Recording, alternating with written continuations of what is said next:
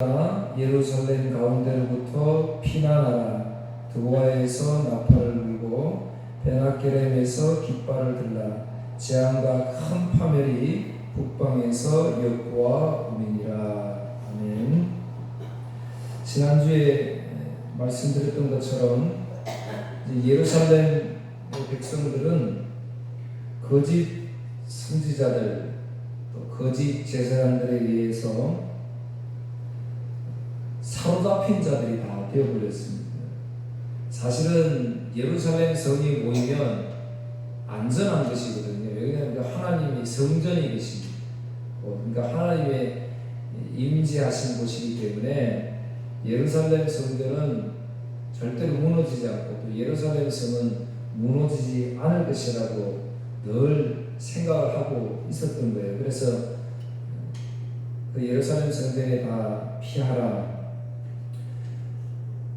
4장 6절에는 예루살렘으로 피난하라고 이렇게 권면을 했습니다.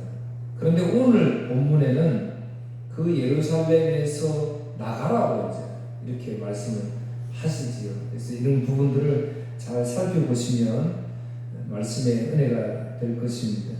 어쨌든 예루살렘으로 피해야 안전한데, 그런데 그 예루살렘이 지금 어떻게 됐다는 거죠? 올무에 얽혀가지고 새 사냥꾼이 새를 잡듯이, 그래서 새장에 새가 가득했다 그랬어요. 그러니까 예루살렘에 있는 사람들이 다 거짓 말씀을 들었기 때문에 거기에 다 유혹에 넘어가서 진리를 알지 못하는 그런 타락한 백성들이 되고 말았습니다. 하나님의 뜻을 연구하는 것이 아니라 사람을 연구함으로 사람을 좋게 한다. 너희들 이렇게 하면 행복하다고 하는데 하나님 말씀 따르고 하나님 중심에서 살아가야 된다. 이렇게 설명을 해야 되는데 세상 따라가면 행복해지고 잘 사니까 세상 문화 좋거든요.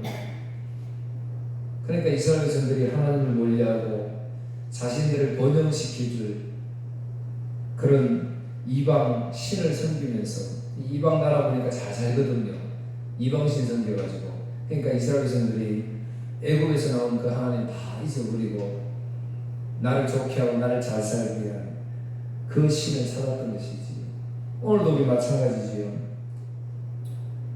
기도해라, 고난 받아라, 참아라, 길이 참아라, 인내해라. 그게 나와 무슨 상관이냐. 내가 지금 당장 힘든데 하나님 빨리 이 문제를 해결해 주셔야지. 길이 참으라니요.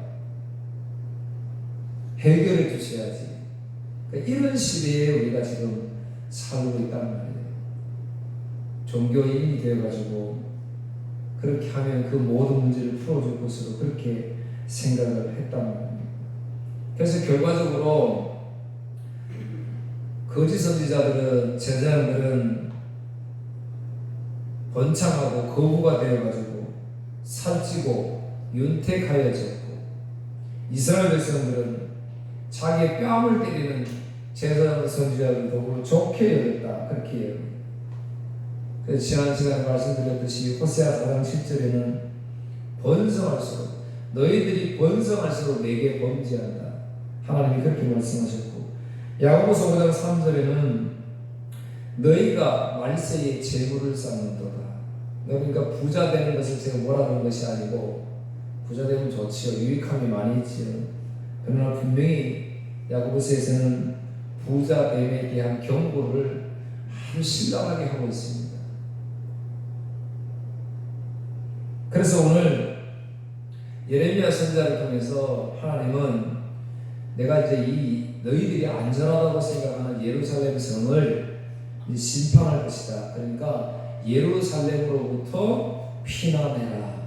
이렇게 말씀을 하고 있습니다. 4장 6절에서는 예루살렘으로 모이라 그러더니 이제 하나님은 그 예루살렘도 타락했으니까 내가 심판할 것이니까 이제 남쪽으로 도망가라. 이렇게 말씀을 하시고 있습니다. 어떻게 멸절하시냐면요, 3절에서 5절에 보면 목자들이 그 양떼를 몰고 와서 주위에 자기 장막을 치고 각기 그 처소에서 먹이르로다. 바벨론이 이제 쳐들어오죠. 이제 이렇게 해석할 수도 있습니다. 이제 바벨론은 당연히 전쟁을 하면 이길 것이라고 생각하니까 그러면 거기 와서 사람들이 살아야 될 거 아니에요. 그런 표현으로 양떼를 몰고 와서 이렇게 표현을 하고 있습니다. 그러니까 뭐 예루살렘 아무것도 아니다 이 말이죠. 그러니까 분명히 내가 전쟁을 이길 것이니까 가서 우리 양떼들 몰고 와서 양도 치고 이렇게 하겠다, 그렇게 말씀을 하고 있습니다. 4절 너희는 그를 칠 준비를 하라. 일어나라 우리가 정오에 올라가자.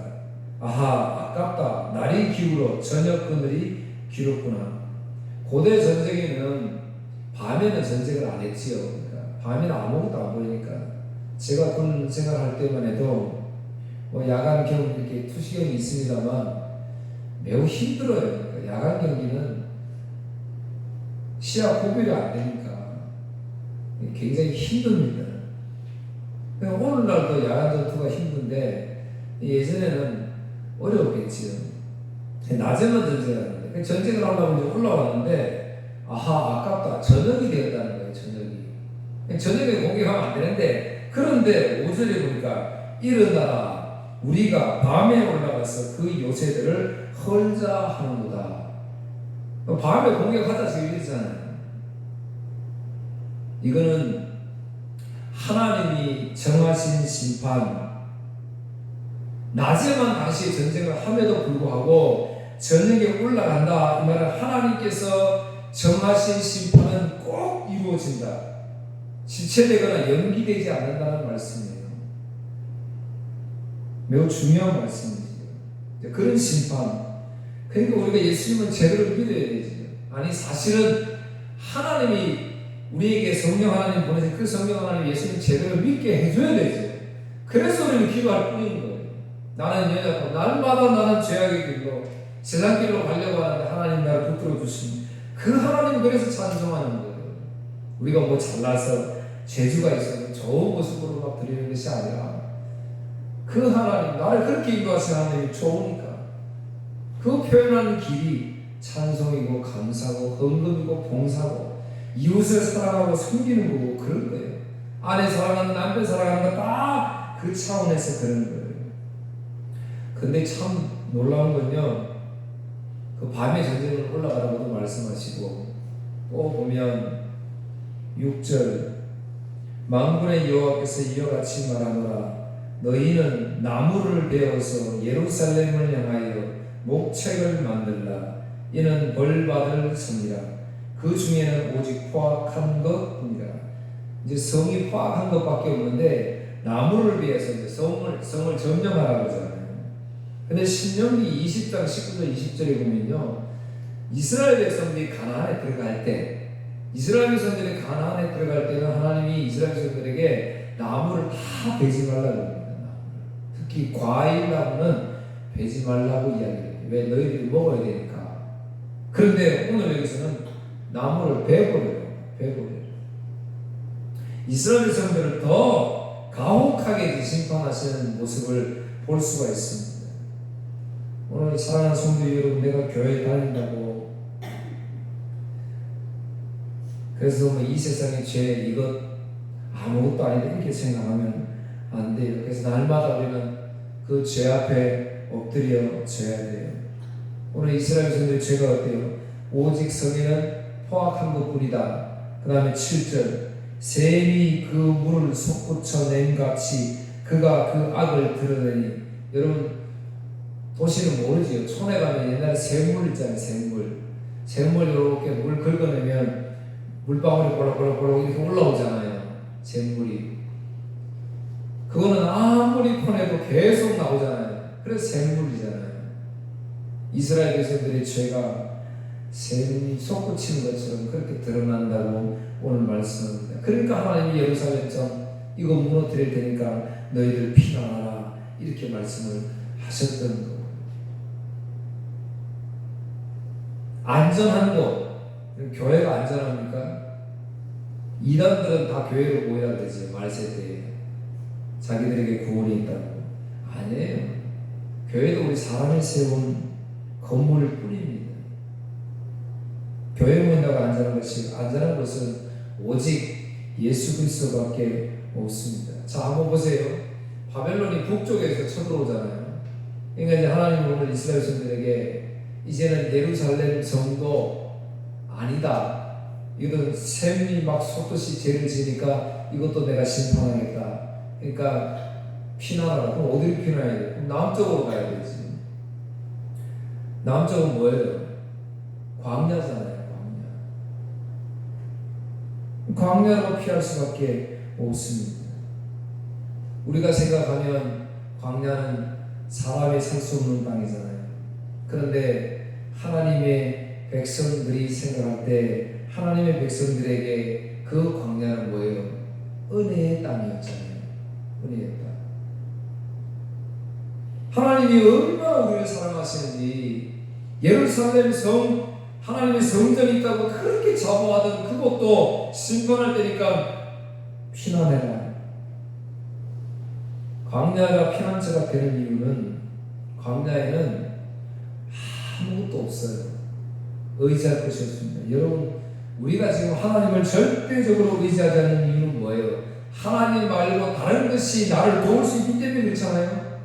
물질이 나를 도울 수 있기 때문에, 건강이 나를 도울 수 있기 때문에, 주변의 사람이 나를 도울 수 있기 때문에, 환경, 배경, 여건이 나를 도울 수 있기 때문에 내가 하나님을 절대적으로 신뢰하지 않는 거예요. 그런데 만약에 저와 여러분이 광야에 있다면 좀 달라지겠지요. 사람도 없지요. 돈도 없지요. 물도 없지요.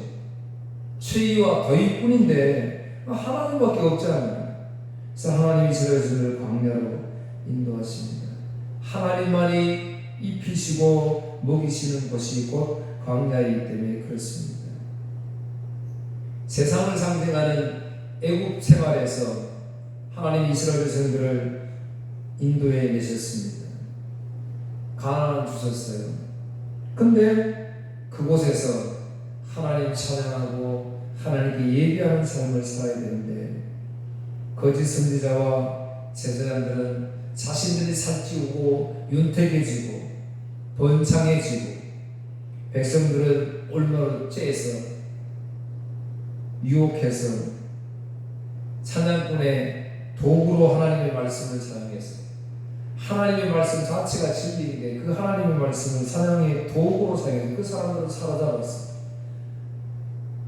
온통 샘물이 솟구치는 쥐약이 나오는 것처럼 온통 성 안에는 쥐약뿐이고, 그러니까 하나님께서 너희들 거기 있으면 안 된다. 그래서 광야로 가야 한다. 그렇게 말씀을 했습니다.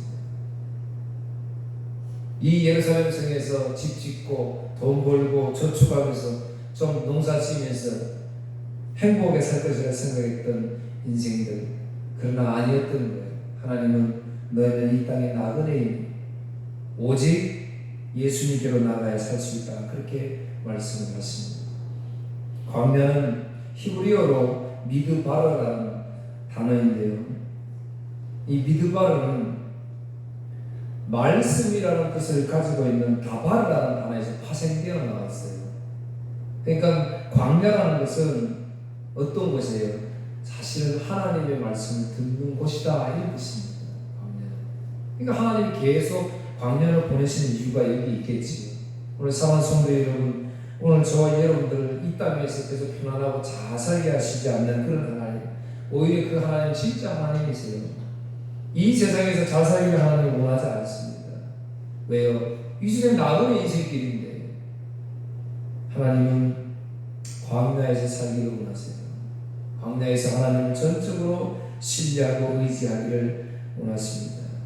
그래서 출애굽기 5장 1절에도 하나님은 모세를 통해서 바로에게 이스라엘 백성들을 광야로 보내달라고 그렇게 말을 해라. 그러면서 그 뒤 이유를 이렇게 설명합니다. 제사와 예배를 드릴 것이다. 저들이. 여러분, 예배 드리면 좀 더 좋은 환경, 좋은 시스템을 갖춰서 예배 드리도록 해야 될 거 아니에요, 하나님이. 그런데 하나님 그렇지 않았다니까. 광야로 내보내라. 그 광야에서 내 백성들이 나에게 예배하고 제사할 것이다 그랬습니다.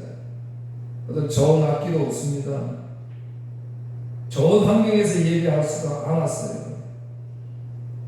단 하나님이 광야에서 예배를 받으시기 원하시는 곳이기 때문에 이스라엘 성도를 광야로 보냈던 것입니다. 사도행전 7장에서 스데반 설교에서 스데반도 역시 이스라엘 백성들의 광야 40년 생활을 광야 교회로 표현하고 있습니다. 광야 교회에서 말씀을 먹고 자랐다. 그 말씀이 곧 예수 그리스도라는 것을 그렇게 설명을 합니다. 다윗의 예를 한 가지 들려고 합니다. 다윗이 이제 블레셋을 물리치고 사울 왕 때지요.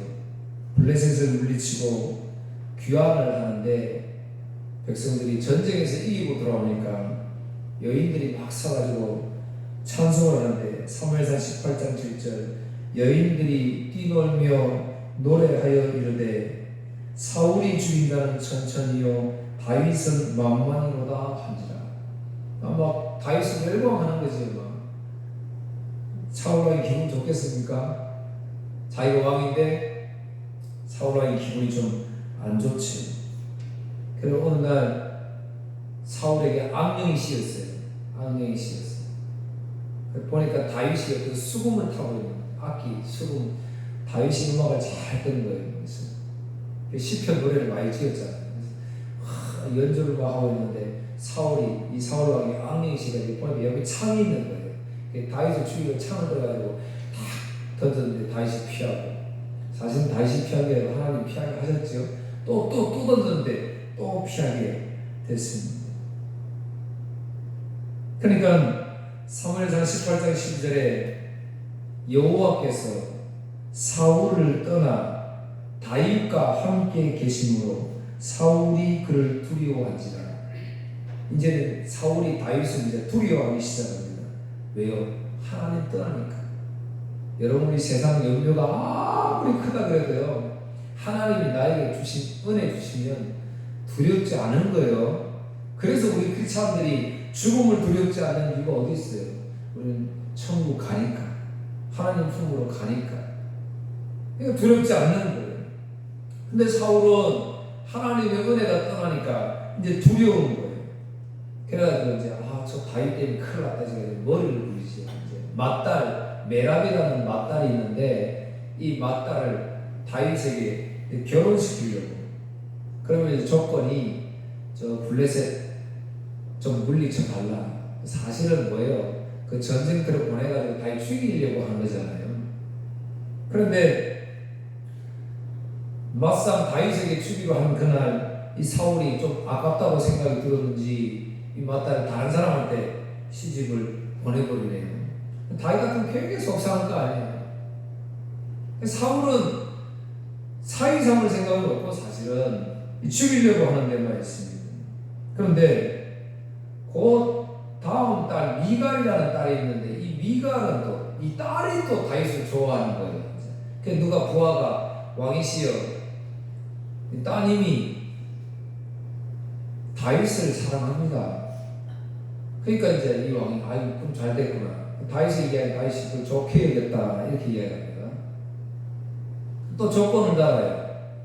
네가 결혼하려면 저 블레셋 가가지고 이제 적지에 들어가가지고 내가 요구하는 사람을 좀 들어주면 내가 이 딸 주겠다 이렇게 이야기합니다.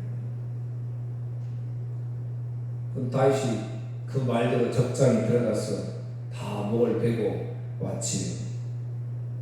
블레셋 전에 죽게 하려고 했던 거예요. 그것도 실패하게 됩니다. 딸 미갈을 줄 수밖에 없는 상황이 들지요. 그래서 18장, 28장, 22절 그래서 이야기합니다. 여호와께서 다윗과 함께 계심을 사울이 보고 알았고 사울의 딸 미갈도 그를 사랑하므로 사울이 다윗을 더욱 두려워하여 평생에 다윗에게 대적이 되니라. 여러분 보세요. 사울이 하나님의 은혜로 왕이 되었잖아요. 그러면 또 자기가 다윗이 하나님의 함께 계심을 알았다 그랬잖아요. 그러면 인정해야지요. 회개해야 되지요. 그런데 더 대적이 되어버렸다. 그때부터.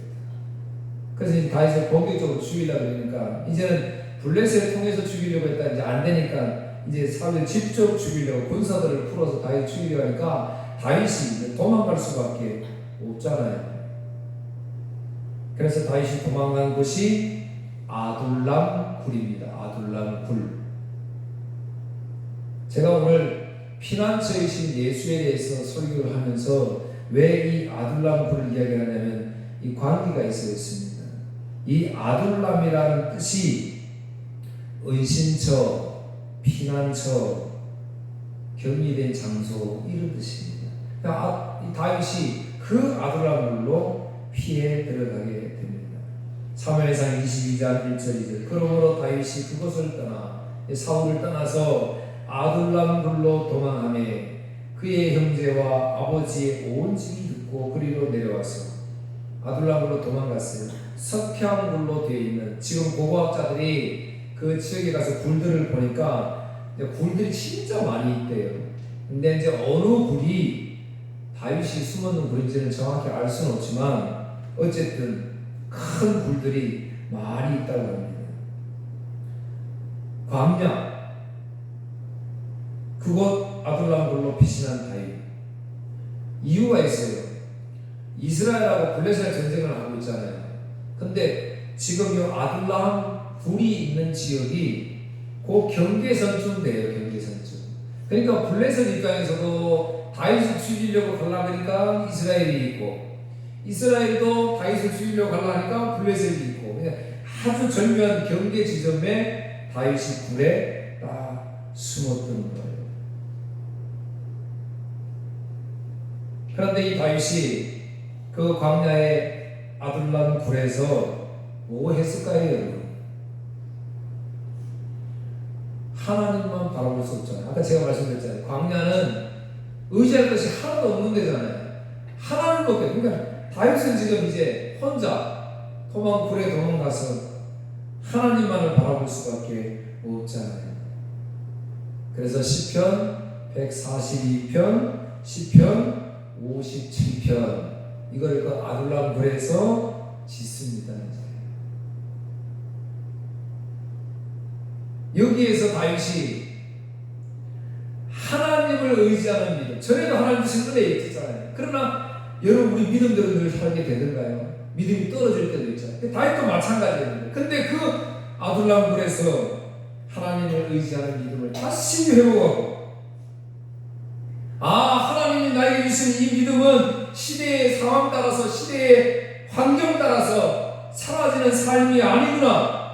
오로지 이 시대의 환경, 여건 관계없이 무조건 하나님 나에게 주신 은혜 이 믿음은 하나님의 말씀을 따라 살아가는 삶이 길이구나. 이걸 깨닫게 되는 거예요. 그래서 시편 142편 57절로 하나님을 찬송하게 됩니다. 역시 하나님이셨어요.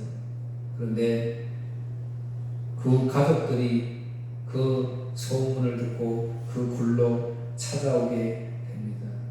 가족들뿐만이 아니고 그 굴로 찾아온 사람들이 있어요.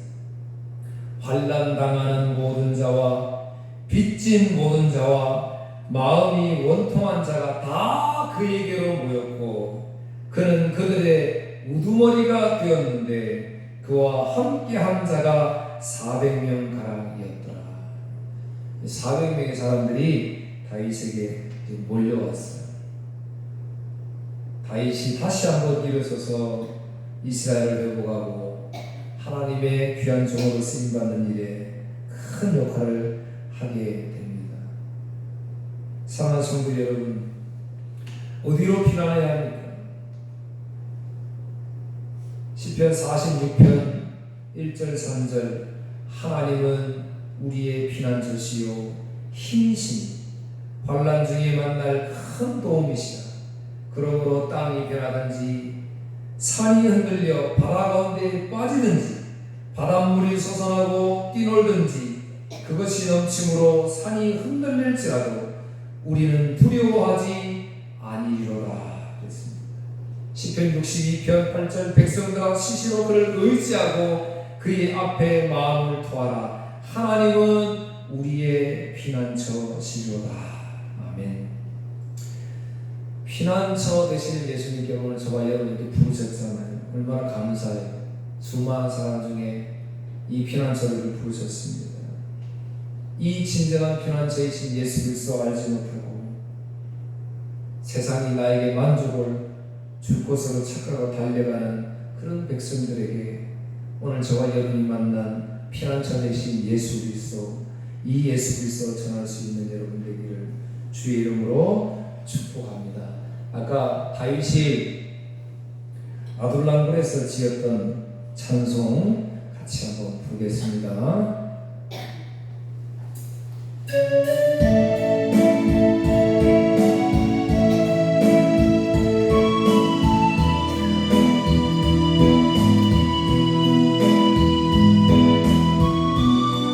아둘람굴에 있는 다윗을 생각하시면서 찬송하겠습니다.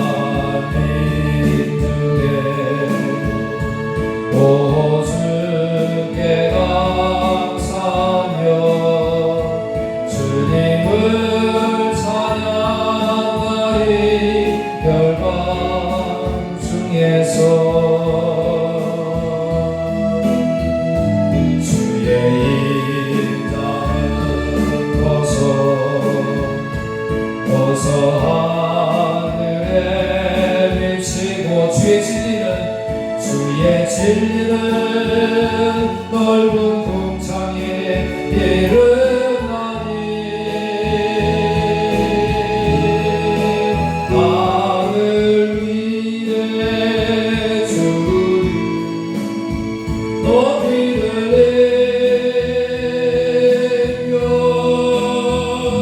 주의 영광은 온 세계 위에